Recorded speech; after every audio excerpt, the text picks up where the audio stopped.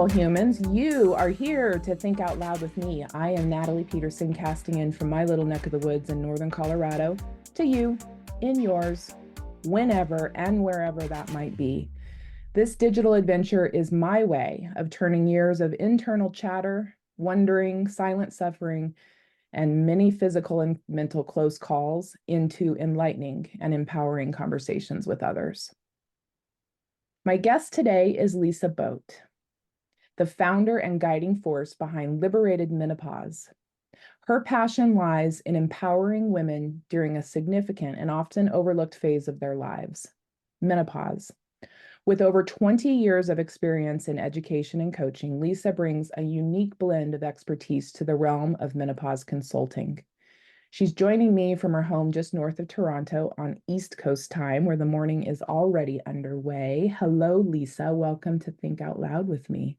Hello, and thank you for having me. I'm really looking forward to this conversation this morning. Hey, good morning. So this is a really personal mission for you as I was stalking you online and getting ready for our connection this morning. I was looking just at your own backstory, and I'm hoping you can share some of it as a launch point for our conversation. Give us a taste of who you are. Yeah, I'm like most women who are in our stage, because we were just talking about I'm also a podcaster and get to have conversations with beautiful humans almost every day. And there's this real theme I'm finding with women in particular of our generation, where we were living a life that was predetermined for us. I followed every rule. I followed the map. I did all the things exactly the way I was supposed to. And then I got to a point in my life where, well, the map has run out. I am on the other side of everything I had imagined for my life. Career, my kids were in their late teen stages, marriage, all the things. And I had this realization of, and I have no idea what comes next. I have never even considered this part of my life and what it would look like, because I certainly am not at the end. In many ways, I really am just at the beginning of living a life that is actually for myself. And so I spent a lot of time reflecting on what was the life in the life I was living, what was actually me, and what was expectation or choices I had made to live up to other people's expectation. And I was an educator. So I was an educator for 20 years. I was not one of those people who always wanted to be an educator. In fact, I never wanted to be an educator. My dad was, and I had watched him work. Like that's all he did. My mom and I had a very close relationship because he was working most of the time, and I didn't want that for myself. So that's where I approached education from. But when I graduated from university and I had my degree, it was that like, but I want a family and I want all of these things. And this is something that is known and I understand. And I loved working with kids. So I thought this is a good place to be. And while I always loved the kid part because they are incredible, the systemic nature of the education system was not so slowly by the end destroying me. And so I made the choice to leave teaching. And I acknowledged my privilege in that. And then I had a partner who was able to support me in making that choice. And at the same time, I was experiencing empty nest and my own perimenopause experience that I did not know was perimenopause. I just knew that my body didn't really feel like my own anymore, and I didn't understand what was happening. And the early clients that I was working with were having similar experiences. So I took a menopause coaching certification and was completely overwhelmed by everything we do not know about our own bodies and how essential it is that we do know so that we can take so that we can take control over what our long-term health span looks like. And at the same time, as I was finishing up my coaching course, there was a report from the Met of Canada, and there's now very similar statistics coming out of the US around the impacts of menopause in the workplace, including one in 10 women are leaving the workplace at the peak of their career due to unsupported perimenopause and menopause symptoms.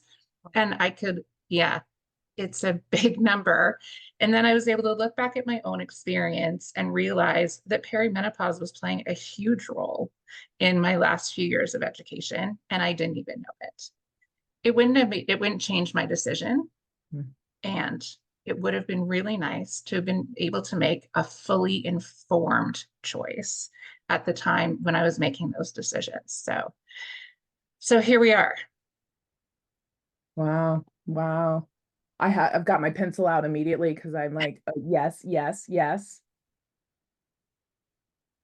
I would imagine that so many of us accidentally, or yeah, we trip into menopause or perimenopause because we connect dots that are, or we happen to ask the right question, or we happen to meet somebody who, or we come across a random article. It's not done proactively. It's not done with any kind of just, yeah, I'll just leave it at that. It feels like an accident, like an, oh, that's what's happening. And I totally, that I share the same. For me, it was weird symptoms. My Achilles heels, my Achilles were freezing. Mm-hmm. I can barely walk down the stairs in the morning. I know I'm not in great shape, but come on now. Like, I can't get down the stairs. Like, I have to, and I happen to be out to dinner with my cousin and his adorable wife, who is a really talented PT. And she's like, oh, that's probably perimenopause. And I'm like, what? Yeah, Mm-hmm. you should think about. And then I look and, oh, sure enough, like weight gain and fog, like check, like what? Mm-hmm. And so, and thank you. Like, now I've got knowledge, and now I've got this. It wasn't like an oh shit. It was like, okay, awesome. Yeah. And thank you for saying that, because it's a really important point. Like when I facilitate sessions for people, one of my favorite moments is when I start talking about all like the massive range of symptoms that are perimenopause, and I see the light start coming back into women's eyes who are listening, because so many women feel like they are in the early stages of dementia, or um, what other things? Sorry, brain fog, Brain as fog would be one happens. of them. And word recall issues, right? Like so many, that it's the brain fog and word recall issues that are the catalyst for I don't think I can do my job anymore. And so they're in these places, or they're in pain, or they're having mobility issues and thinking, oh, well, this is just my life now. I guess I'm aging. I guess this is what it is. And that is not the right answer, right? Mhm. The answer is there is so much we can do to bring vitality back to our bodies that we have been ignoring Mhm. for a really long time. And that is the beauty of perimenopause symptoms. It's your body's way of calling you back. Like, you can keep ignoring me, but I'm only going to get louder. So you might want to listen to me now and position those symptoms that you're experiencing as messengers from your body, as to that is where you need to pour love and care for yourself back in. So if it is Achilles, joint and muscle pain, then that is your body saying, this is where we need attention. Mhm. Yeah. Mhm. Let's talk about the, like, there's so many misconceptions. And I think and then right on the heels of that is, of course there's misconceptions. Look at, it's generational, right? That, and that's not a judgment. That is just the changing in generate. Like, I think about my own mom. Yeah. Um, uh, and I actually sadly, she died just, it'll be a year ago this month, and I had no conversation with her about menopause. Oh, I'm just realizing that. That makes me sad. But it also doesn't make like it also doesn't surprise me, because if I go back to the very beginning of becoming a young woman and menses and starting my period ages ago, I didn't have a conversation with her about that either. Mhm. It wasn't appropriate. We don't talk about those things. She didn't teach, and again, not in judgment, like, or with like, damn it.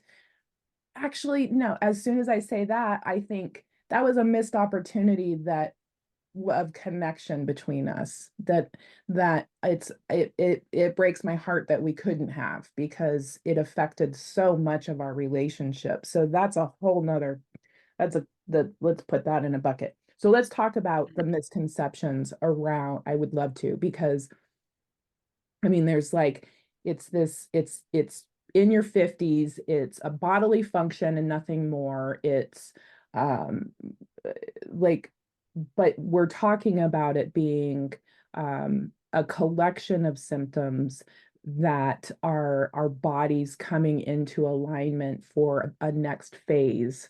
Can you help me like put some words around like right sizing some of the misconceptions that are out there? Mhm. Yeah, there are so many misconceptions, and I am glad. I'm going to go back to what you were saying about generations before, because I'm always really careful to say we can have these conversations because of the veils that were lifted before us. Yeah, that's Like beautiful. every generation has had their thing, and this one is ours. Yeah. Um, and yeah, I my mom died when she was 52, and she had a hysterectomy in her 30s. And so we also didn't have that conversation. But I asked my grandmother. So her mother is still living. And when I started this work, I asked her about her experience, and she was 92 at the time. Wow. And she was like, no one has ever asked me that before. I have goosebumps from the bottom of my feet to the top of my head. What a beautiful connection. Yeah. And when she's her experience, it was the same thing that we are experiencing now. Yeah. She talked about the intersection between what was happening in her life and what was happening in her body, and she didn't know what was happening with her body, and Mhm. her kids were leaving the nest, and she was sad, and she was having all these physical experiences, and no, did not talk to a single soul about it ever. And so it's important for us to hold that, to hold women who went through that in that space with some grace, because it just was not part of their reality in our Western culture. I also want to be really like, in our, white Anglo-Saxon space, that was the norm. That's not the case everywhere. But for me, in my reality, my lived reality, that is the case. Mhm. Mhm.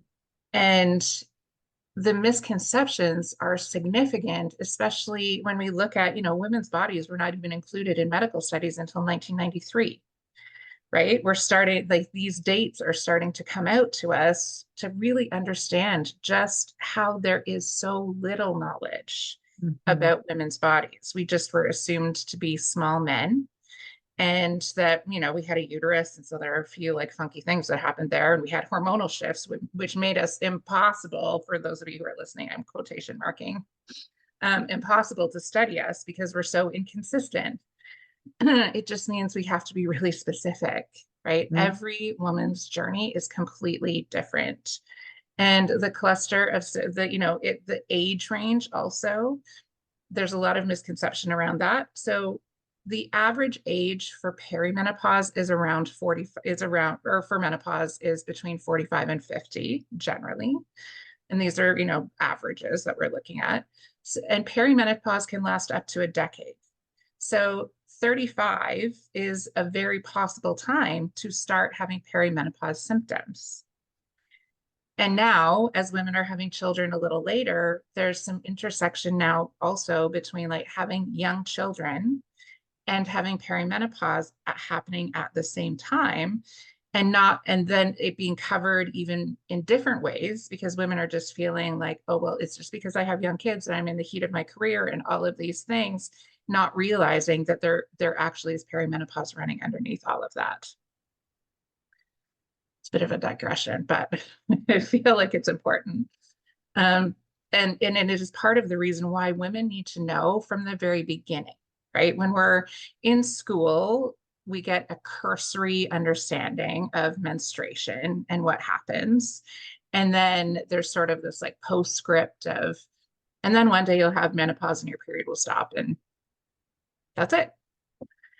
And there is so much more. It is just as complicated a time as puberty, just sort of for the opposite reasons. So when you think about all of the changes that happen in your body during puberty, it's that same level of massive renovation happening at the other end. So yes, there are fluctuations with periods first. Like I am perimenopausal, but I still have a very regular cycle. It's much heavier than it used to be, which is like a giant pain in the ass, but that's where we're at. But my other symptoms are things like itchy ears and exhaustion and brain fog and night sweats and hot flushes. And I want to speak to those in particular, the night sweats and hot flushes, because one, they are sort of a hallmark. There's not really anything else that explains those two symptoms. And they often also are the butt of the joke when we're talking about Mm. menopause or perimenopause. And it's not a joke. Those are vasomotor events happening in your body. It's your cardiovascular system saying, there's changes happening in here that are not good for us. We need to pay attention and start doing things differently. But because we play it off as like, oh, it's just funny, like look at her, she's just hot. No, it's your cardiovascular system screaming at you. And so really thinking about how we approach those symptoms and not just fluffing them off as like, oh, it's just that thing. No, like it is really the opportunity for you to think about what do I want my next 20, 30 years to look like? And if 30 years from now you still want to be active and getting up and down and not having fractures and not being frail, now is the time. Like it's never too late. The earlier we start, the better. But I want to make sure everyone knows it is never too late. But now is the time to start really putting mass amounts of effort into ourselves, which we generally have been pouring into all of the people around us. Which I think is key. I think that's key in we have spent so much time nurturing others, and the slough off, the rub, like meh, like yeah, go away, the joke of a hot flash, um, that listening to our bodies, yeah, I'll listen to you in a minute, I've got shit to do, right? And Mhm. that's such a, we don't really, we just have been conditioned that way, and the work that we have to do that is so intentional around connecting with our bodies. um I mean, thank gosh for beautiful people like you that have, I just want to reflect back to you how wonderfully and there's strength in your voice and in your presence around this, and I appreciate that about you, because I think that's so critical to this. There's so much unraveling that we have to do around this if we're true, if this is our conversation to have, like thank you for stepping into this. Thank you. Thank you. Yeah, I I- feel that. Thank you. yeah, it's incredible. I think, there's so many things going through my mind. For me, approaching 50, having this realization that, like you're saying, like I think I have another 50 years. that's my gut is like, and I was talking to a girlfriend last night about it feels like inside my head, I have this conversation and all these voices, right? Another girlfriend calls it the itty bitty shitty committee. Like, it's not that big of a deal. This is just another birthday and blah, blah, blah, blah, blah, like get over yourself kind of thing. But then, like what you're saying, it's a knowing that takes shape where no, this is a big fucking deal. Mhm. And if I want that 50 years to be fantastic, then this is that it's time. It feels not like the pressure is not the right word so much as opportunity, like that there is a, as we've said, a coming back to ourselves, a return to going back, like you've said, to those first days, the shifts and just dramatic transformation that's happening in our body at the same and different levels as we experienced as young women. There it's all just a fantastic opportunity. It really is. I also I think about, so in those let's call it premenstrual puberty, and the same types of questions, and like, I don't know what's going on with my body. I'm scared of what's going on with my body. It's a joke. It's a reason to be teased and to be frustrated and to be embarrassed.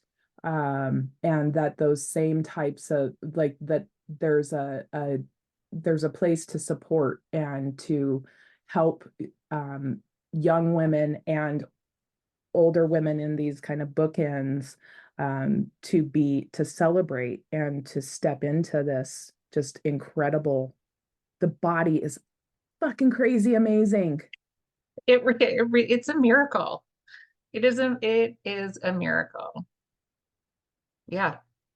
I remember you're making me think about a lot of things actually in that connection, but in the body as being a miracle. Like when we think about all of the ways it shifts and changes, like I will never forget in my first pregnancy when my hips went from facing straight ahead to facing out. What? That's crazy. Like your actual skeleton changes shape to accommodate the life that is living and inside of you at that point in time. And I just was like, this is the craziest and most amazing thing ever. Yes. And and it is, when you were talking about, I'm going to preface this by saying people often ask me, why do we not talk about menopause more? Like, why is there so much information? Why is there so much? And the answer is shame. And Hmm. when I was thinking, when you were talking about that, like pubescent experience, I had this very vivid memory of a boy in my class pointing out that I was starting to get breasts and how embarrassed I felt about that. And that was like the first moment, that kind of sort of, that it's a different kind of shame. Like, I don't even know the words to put around it yet, but it was a very different type of shame that I had never experienced before at that point in my life. So there's all of this shame around like our bodies becoming women. And then there's all this shame at the other end around our bodies shifting and changing again. And this is why being really transparent and open about what's happening all the way through is so important, so that we can approach it from that angle of your body is a miracle and no one gets to make you feel shame about that. Nobody. The most incredible, thoughtful design is happening. And when we are able to look at ourselves as a miracle that is unfolding every day, it changes your relationship with yourself, right? When you can see yourself as a miracle, you're like, oh, I'm a miracle, which means I need to give myself the time to have less stress and to sleep better and to have really good nutrition in my world and to have really good movement in my world. Because this machine, this miraculous machine that I'm in needs it. Mm-hmm. Mm-hmm. How do you talk to, you've got late teens, Mhm. your relationship with them around the topic? We've always been really open about it in our house. When the boys, when they were like, I don't know, I want to say 8 and like 7 and 8, maybe, one of them asked the question about, where do babies come from? And Mm-hmm. so in a very age appropriate but biological way, we explained everything that happened. And they were like, huh, okay. Mm-hmm. Like just having the information, they weren't shocked, they weren't silly. One of them did say like, oh, I'm really glad we had this conversation because I really thought it had something to do with the armpit. Well, I'm very glad we had this conversation too then. So, but that has sort of open conversation led to more open conversation. So as I've been doing this work, especially when I started, because they were like in grades 10 and 11 when I really got into this intensely, 11 and 12.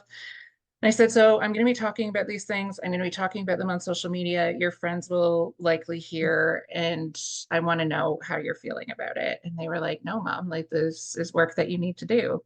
And Mm-hmm. they know so much about perimenopause and menopause and how women's bodies work. And one of the things I love now seeing them as young men is that they are these safe spaces for their female friends to come to Mm-hmm. and know that they will be respected and held and cared for if need be. And um, it's a really powerful example of why men also why the whole spectrum of humanity Mm-hmm. needs to be part of this conversation. This is not a conversation just for women.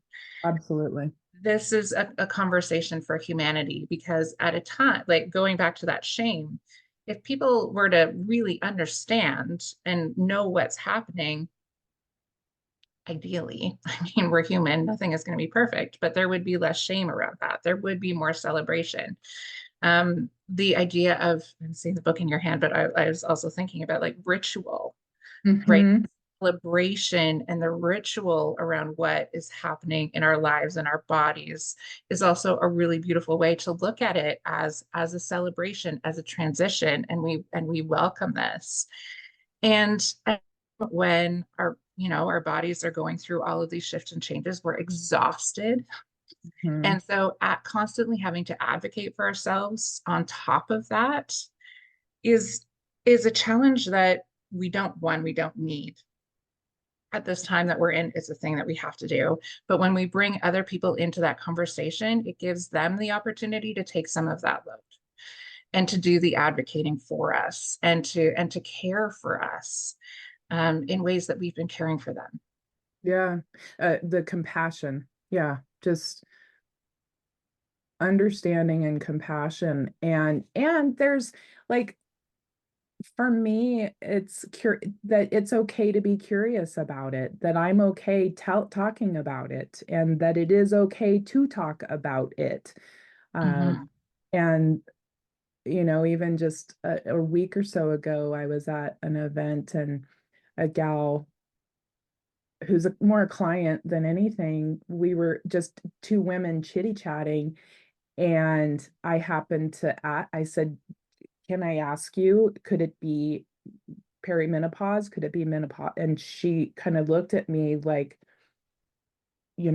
looked around like, don't talk too loud about it. And I said, no, I don't want to make you uncomfortable. I'm just, curious and want to support you if that, and I don't even have a lick of the knowledge that you do, but except to be compassionate and to say, I tripped into this myself, and lo and behold, my Achilles are fired up because they need attention, like who would have thunk kind of stuff. And it all Mhm. happens if it's just it's a random conversation you have with people. I don't think it should be random. Like we're saying, I think we're right. I do want to read this. So speaking of the random, but it becoming a growing conversation as for me, realizing that this is the phase I'm entering in, and therefore having more and more conversations around it. Oddly, you and I booked this a couple months ago, and I didn't have, did I have the knowledge? I don't even think I didn't, right? So the universe, again, just continuing to support. But this book was handed to me by a mentor. It's called The Seven Sacred Rites of Menopause by Christy. I'm going to butcher her last name, Meisenbach Boylan. One of the passages she said that she writes is, one of the most enduring lessons I learned was that the menopausal life passage isn't about a woman's body fighting to right itself of hormone imbalances at all. It is really about the soul trying to right itself of spiritual imbalances. It is about a woman's spirit fighting to regain a sense of symmetry in a distorted, asymmetrical world. Though unbalanced hormones are certainly a symptom of the passage, it is the heart's cry to once again be absolute, and the spirit's desire to return to the place where it can exist in its natural state of strength and courage that defines the real journey through menopause.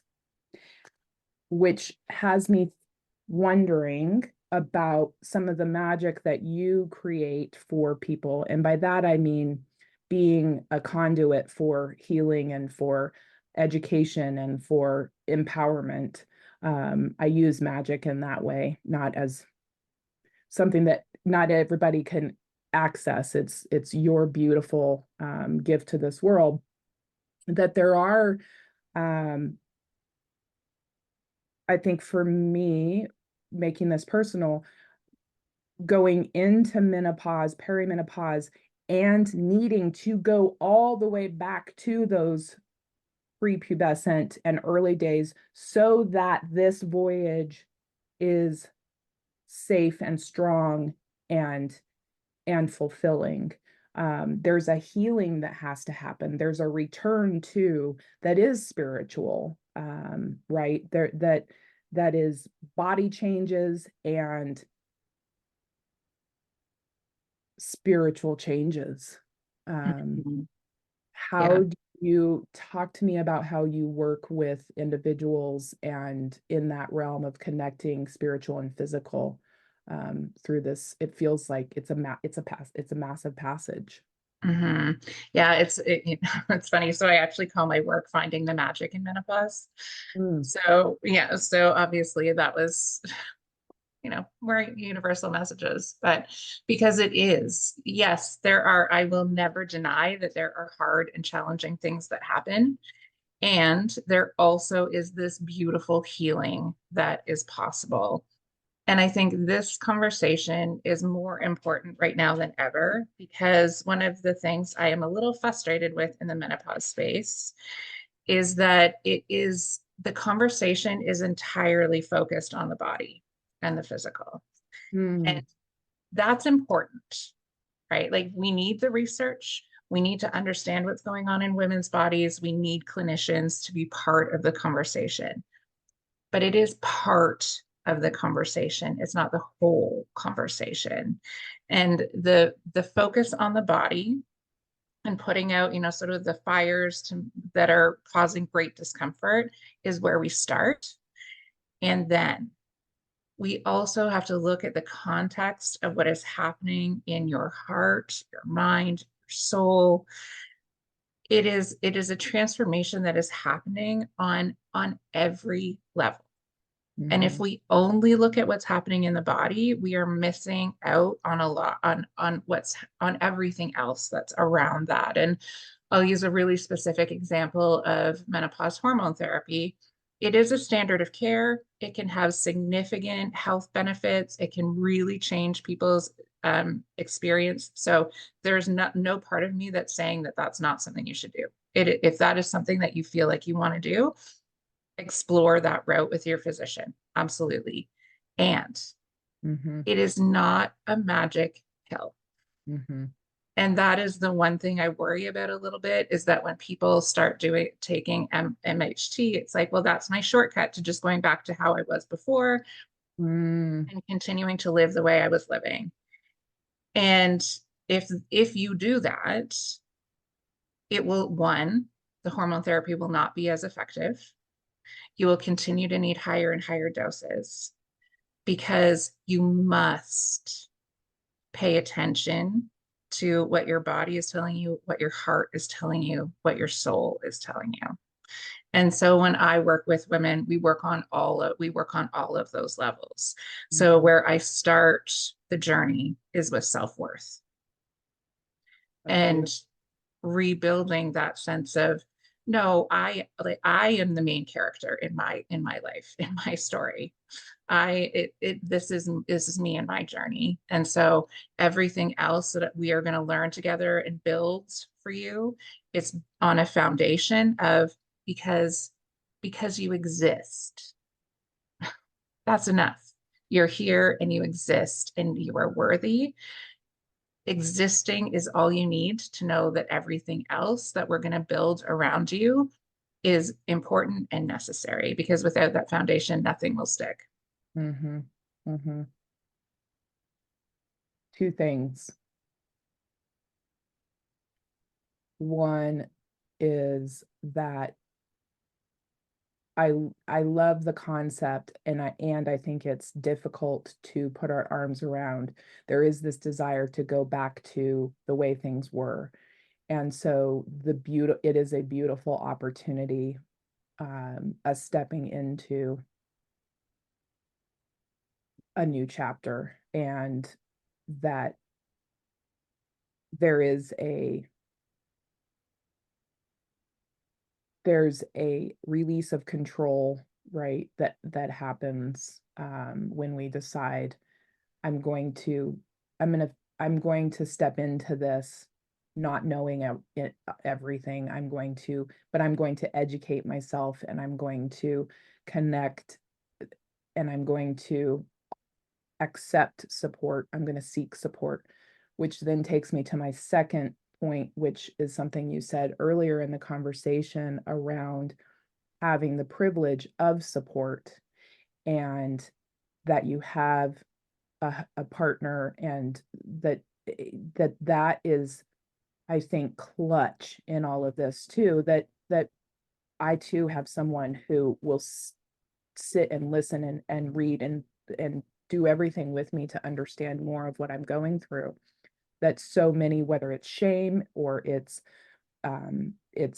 financial, there's so many factors that could go into feeling unsupported,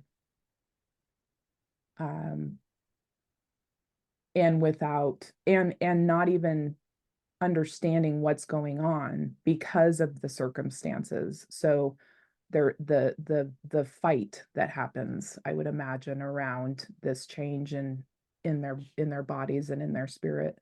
Um, what do we do about that? We keep talking. Mm. And we build more community, Mm-hmm. because we were never meant to do this alone, right? Humans are hardwired for connection. And it's the visualization of the coven, right? It was women coming together, bringing their unique and individual gifts and skills, Yeah. and finding strength in their differences, and that bringing their differences together is what made this beautiful, powerful community of support and wisdom and healing and guidance. And creating those spaces is essential, right? Finding, in my community, I have a colleague and I are starting to build that. We're having in-person sessions where we come together. She and I share our knowledge that we have, but we also welcome in the knowledge and skill and lived experience of the women who are participating. And so I know we are not alone in creating those communities, So really starting to look out into your community and finding, where are these covens? Where are these communities starting to form and come together? And then give yourself the gift of joining, right? It's one of the trailing effects of COVID that we're seeing is we are more likely to just stay in and to turn inward and isolated. And the healing that happens when we, at this point in time, force ourselves out of that isolation and get into connection and community, that is one of the most empowering and healing things you can do.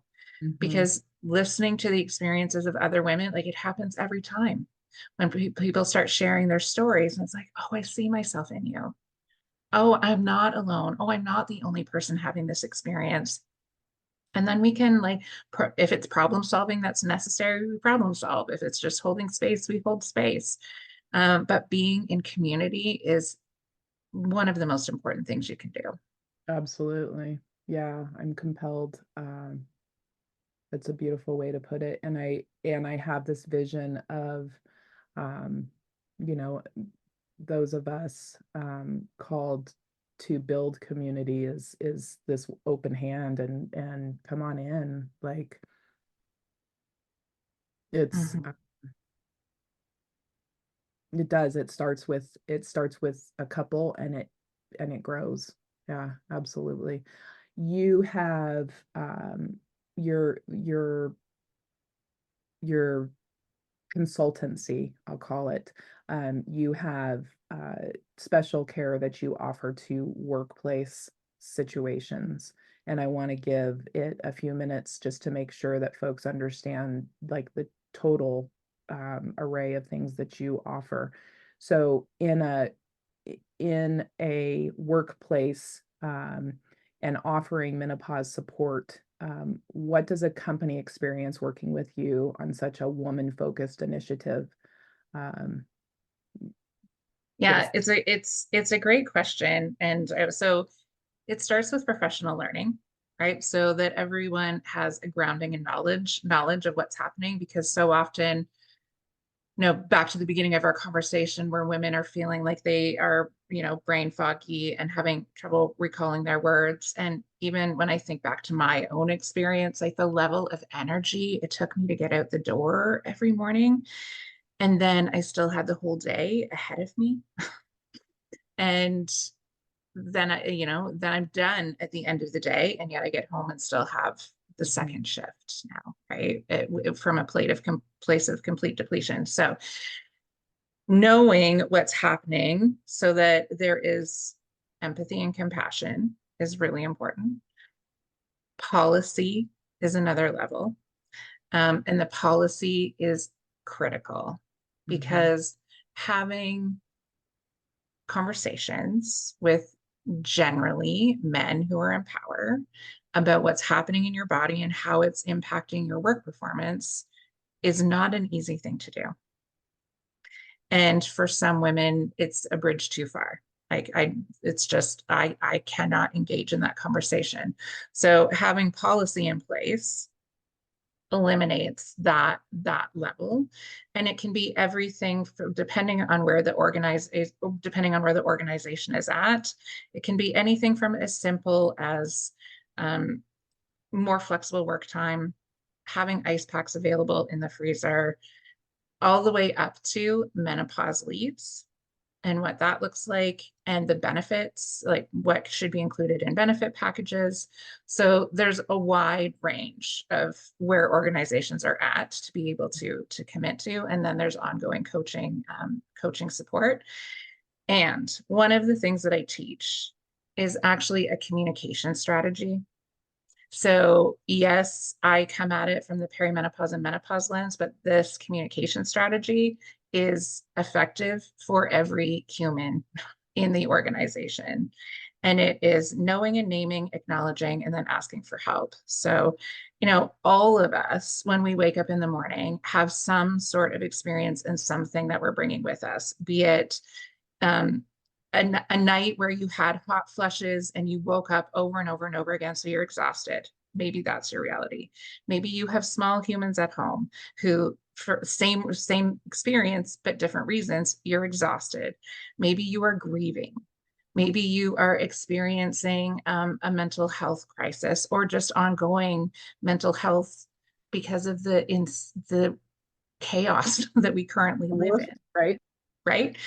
So all of us have something. And what we do now, and correct me if I'm wrong, anyone who's listening, but we know our reality, the reality of what our body is capable of, and we're like, well, too bad, body, because this is what my day looks like, and we're going to go ahead and we're going to do this day, and I'm not going to listen to you, and so I'm not going to. We're just going to go ahead and we're going to do this day.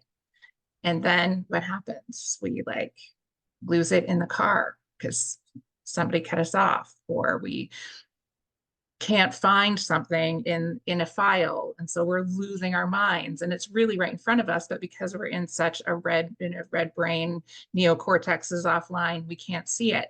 So the day never unfolds the way we want it to when we are pushing ourselves through it. So in this strategy, we know it and name it and say, okay, I did not sleep well last night.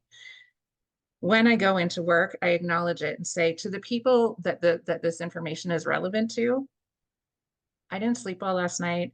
This is how you might see it playing out in me today. These are some safe ways that we can talk about it. And this is where I might need some help. Mm. And then where might you need some help today? Right. So that's a conversation that everyone can find some purchase in. Mm-hmm. It's so freaking simple. We don't have Yeah. to complicate this. And I think that's where No. right? Yeah. Like this strategy actually comes from the Ontario kindergarten curriculum. Yeah. Yeah. Because when we're up in our heads, we're thinking like, and it gets so far out in front of us that we complicate the shit out of it all. And then we never say anything. And then we're 4 hours ahead into the future. And it's just like, we become victims of our own, and which is not where any of us want to live. It's not the healthy place to live, right? And so I am like, really, I'm experiencing just immense gratitude for connecting with you. I needed this. I needed this for my own. I've said in previous casts that this is my sneaky way of getting an hour of coaching for free. Yep. Same, sister. I feel that on my own Like, show. Same. if nobody else listens, I'm good. Yeah, absolutely. But I mean that. I know that there are people listening, a lot of women and a handful of men who, shout out to your young men and to your partner for holding that sacred feminine space and being a place where this can unfold safely and bravely and awkwardly and compassionately, and right, our intentions are to grow conversations, or that is our intention, is to grow and support ourselves through this incredible journey that I can't even comprehend the numbers. But if you think about if I sit down at a dinner table with 10 of my women friends, right? It's like we've got some big things in common. We've got some big journeys ahead of us, or some of us are on it already. And if we can reach out and hold each other's hand and be like, I got you, in whatever way that looks like. If listeners are compelled to reach out to you, liberatedmenopause.ca, because it's Canada. Yes. Liberatedmenopause.ca is your website.